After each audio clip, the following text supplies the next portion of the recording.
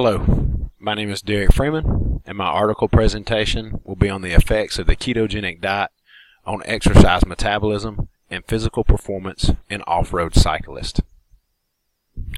The primary purpose of this research was to determine the effects of long-term, low-carbohydrate, ketogenic-style dieting rich in polyunsaturated fatty acids on the aerobic performance in off-road cyclists. In the summary of the research, altercations in hormone levels in insulin and cortisol concentrations due to dietary interventions confirm the concept that glucostatic mechanism controls the hormonal and metabolic responses to the exercise. For the review of literature, these 4 articles in particular were some of the topics most concerned by researchers during the actual research process. These articles were used to help determine the outcomes of the actual studies. The main hypothesis of this research stated that long-term, low-carbohydrate, ketogenic-style dieting applied to off-road cyclists would decrease body mass content, while increasing free fatty acid metabolism during continuous exercise with moderate intensity, also while decreasing insulin levels and glucose uptake. A secondary hypothesis was later established that the ketogenic diet would allow subjects to maintain a level of aerobic performance and capacity as elevated the maximal VO2 uptake and the lactic threshold would increase. Test subjects for this research consisted of 8 males, ranging from ages from 25 to 32, all of which have competed in off-road cycling with training experience of at least 5 years. All of the test subjects did also have a minimal VO2 max of 55 milligrams per kilogram per minute on their VO2 maxes. In the experimental design, 2 distinct phases were conducted during the preparatory period of annual cycle training. The training at this time was high volume dominant during the daily training loads. Each testing phase lasted at least 3 days, then followed by 4 weeks of mixed diet or low carbohydrate ketogenic diet. A crossover design was used by researchers where for the first month athletes were randomly assigned their mixed diet or a ketogenic low carb style diet and then changed the feeding procedures during this second month. Similar training loads for this phase were adapted by all cyclists to keep a standard baseline of training during this period regardless of the diet that each cyclist was on. A 1-week recovery cycle was included between the 2 monthly dietary and training interventions. That way the athletes could actually rest, and at this time no feeding restrictions were administered to each of the individual cyclists. Each cyclist could choose their own diets at this time. On the second day of evaluations, a progressive cyclometer, forgive me if I'm saying that wrong, test was administered to determine max VO2 and the level of the lactic threshold for each of the individual cyclists. The Excalibur Sport was the actual machine used to administer this test. Cyclists performed a progressive test with a starting workload of 80 watts and increased by 40 watts every 3 minutes until absolute exhaustion. During these procedures, the following variables were consistently measured during these actual tests. It was the cyclist heart rate, oxygen uptake or VO2 max, and expired carbon dioxide. Fingertip blood samples for lactic acid were taken at rest at the end of each step of the test, and they were also taken during minutes 3, 6, 9, and 12 during the actual recovery times. The Dmax method was used to determine the lactic threshold during the end of these tests. On the 3rd day of testing, each cyclist performed a continuous effort test with a varied intensity for a total of 105 minutes. The first 90 minutes of the actual test were set to 85% of the earlier lactic threshold expressed in watts, while the minutes of the test later on into the test was set for 115 of the lactic threshold. In phase 1 of the research of the test protocol was performed 3 hours after a mixed meal, while in phase 2 it was conducted following a high-fat meal, both with equal amounts of calories in each one of those meals, totaling about 600, give or take, per meal. Venous blood samples were taken at rest after 45 and 90 minutes of exercise at moderate intensity, and immediately following the max effort at the 105-minute mark of the exercise protocol. For the data aspect of this study, this table, in Table 1 used in the research, goes through the actual baseline characteristics of each of the participating cyclists that took place in the actual study. You can see just basic characteristics: BMI, body height, body mass, fat mass, just to be able to note if any changes were noticed to the hypothesis of changing the actual body mass. So these variables were taken just to see a increase or a decrease to actually check that data. The second aspect of the data, which was Table 2 in the actual research, is the diet breakdown, macronutrient breakdown for the actual athletes. As you can see here, differences in carbohydrates, fats, proteins, and all the other fats that are listed, and the amounts that are increased and that are decreased actually in the different styles of diets. Mixed diets, containing more carbohydrates with less fat, while the ketogenic is higher fat based and even a more moderate protein style diet. So this just shows the different types of breakdowns between the two diets and what these athletes were actually consuming during with the phase of the ketogenic diet that they were on. Table 3 in the research shows the differences in the body mass and body composition in the cyclist after either a mixed or a ketogenic diet, and the differences in impacts that it had on body mass and body weight and their fat percentage overall. Table 4 of the research shows the lipid and lipoprotein profiles during the mixed and ketogenic style dieting. So you can actually see the differences in between the two. Note the reference between this straight line being the mixed diet and then the dotted line being the ketogenic dieting, and the differences in between the lipid and lipoprotein profiles during the actual research and the different types of dieting. This chart goes along with Table 4 as well. That's in the research that actually shows the actual breakdowns of each actual aspect of each one, and it also notes the differences between the mixed or the ketogenic dieting. And this was actually conducted during the extreme work overload phases. You can note the rest times at 45 minutes, at 90 minutes, and then after the max effort, differences in each one of these aspects that was noted in Table 4 to actually show the data that they actually compiled from each one of these from the blood test that they did. Table number 5 shows the breakdown from each individual diet of each athlete, as well. This is the breakdown of the heart rate, the VO2 max, and the respiratory exchange ratios that were done during each aspect of the actual training.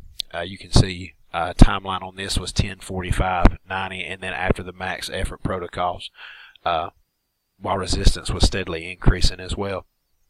It shows the breakdowns of what researchers gathered based off the different style diets that kind of manipulated to help assist with does the ketogenic diet actually help prevent lactic threshold and actually give a more steady flow of energy and more aerobic capacity to a cyclist, regardless if it's high intensity or moderate intensity.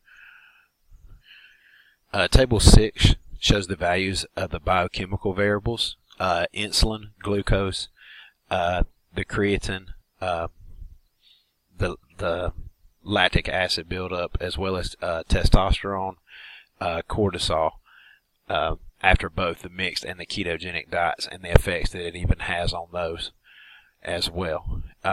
These results were conducted, via blood test that each one of these received from non-finger prick tests to actually help and dig a little deeper into actually what all was going on, regardless of diet, and the effects on the hormonal aspects instead of just the performance aspects. Table number 7 shows the physiological variables such as max workload, VO2 max, lactic threshold, those aspects in the cyclist after each style of dieting, and the effects that it does actually have on them, to actually to back up or prove or disprove the hypothesis of, does a ketogenic fat-based diet actually give a high endurance athlete more workload for longer durations of time. And as you can see, a little bit of a difference between the max workload and the outputs between the two, but VO2 max is increasing and lactic threshold actually increased. So this kind of helps to back up those hypotheses or support or disprove what the researchers were actually looking for.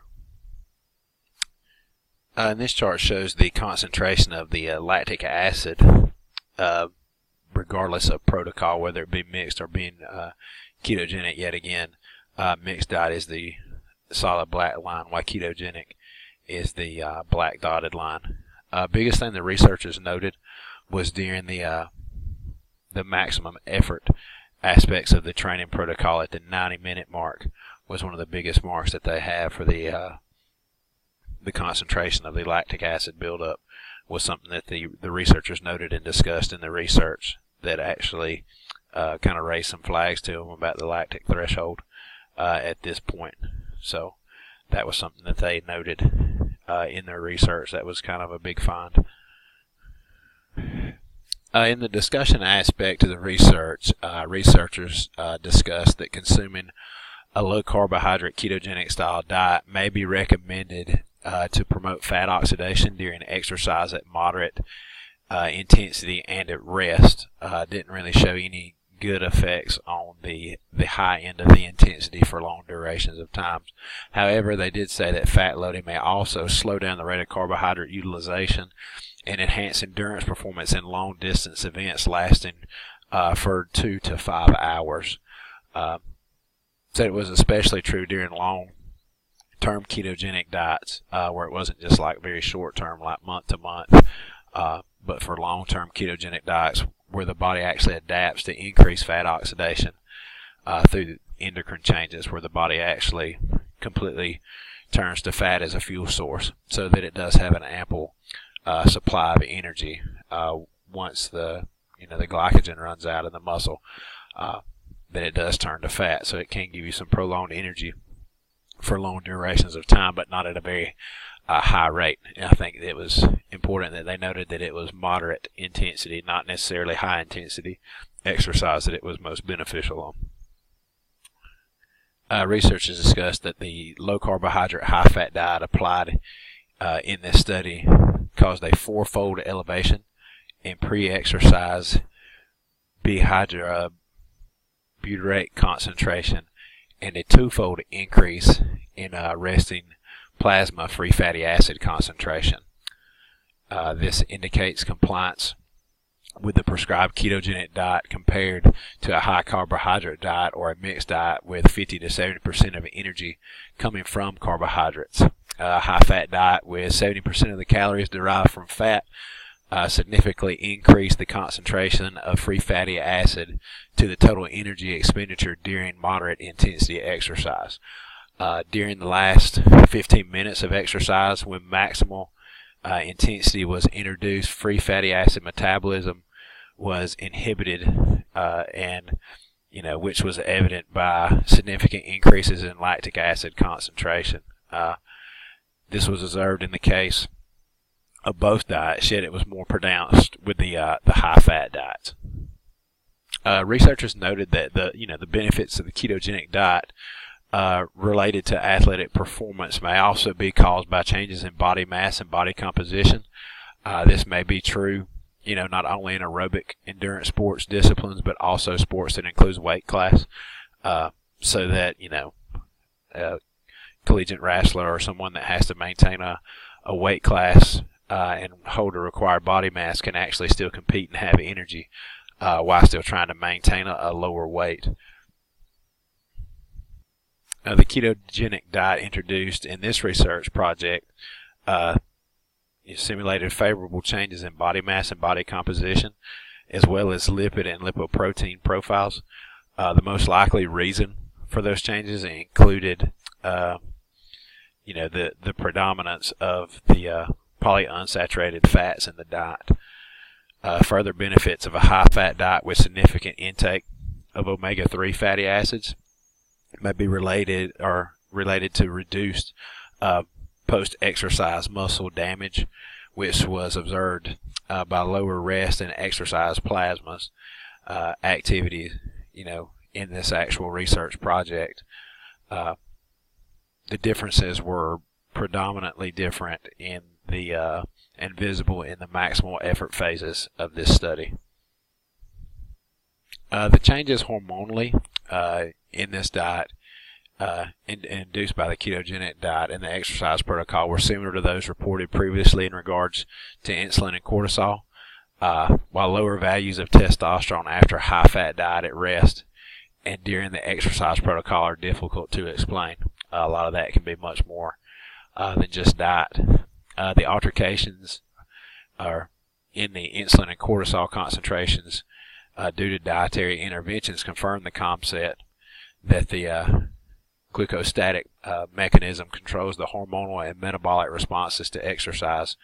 According to this concept, depletion of muscle and liver glycogen leads to stimulation of the glucose production and actually assist in oxidizing and burning fat due to changes in the secretion of specific hormones.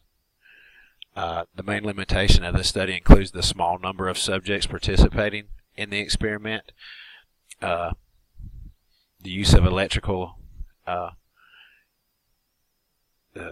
instruments to actually analyze body composition analysis, and the lack of a 2 to 3 day carbohydrate loading phase following the 4-week ketogenic diet period.